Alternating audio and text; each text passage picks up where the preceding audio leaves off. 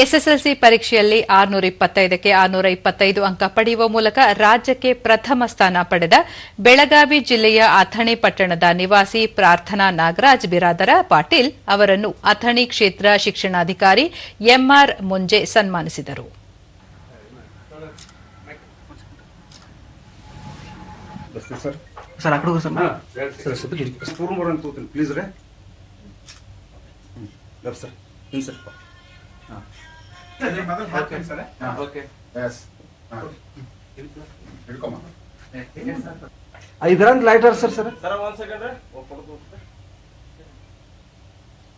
ದೂರದರ್ಶನದೊಂದಿಗೆ ವಿದ್ಯಾರ್ಥಿನಿ ಪ್ರಾರ್ಥನಾ ಈ ಸಾಧನೆಗೆ ಶಿಕ್ಷಕರು ಹಾಗೂ ಪೋಷಕರೇ ಕಾರಣ ಎಂದು ಹರ್ಷ ವ್ಯಕ್ತಪಡಿಸಿದರು.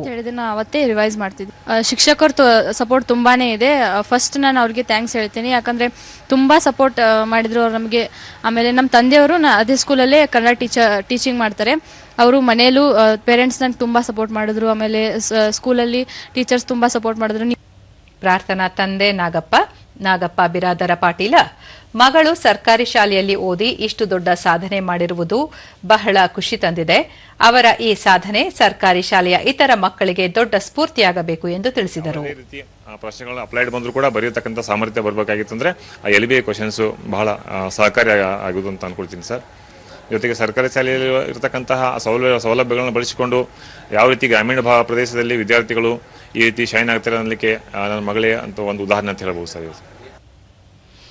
ಎಂಆರ್ ಮುಂಜೆ ತಾಲೂಕಿನಲ್ಲಿ ಕೈಗೊಂಡ ಹಲವು ಶೈಕ್ಷಣಿಕ ರೂಪುರೇಷೆಗಳು ಇಂತಹ ಫಲಿತಾಂಶ ನೀಡಲು ಸಫಲವಾಗಿದೆ. ಇದು ಇಡೀ ಬೆಳಗಾವಿ ಜಿಲ್ಲೆಗೆ ಹೆಮ್ಮೆಯ ವಿಷಯ ಎಂದರು.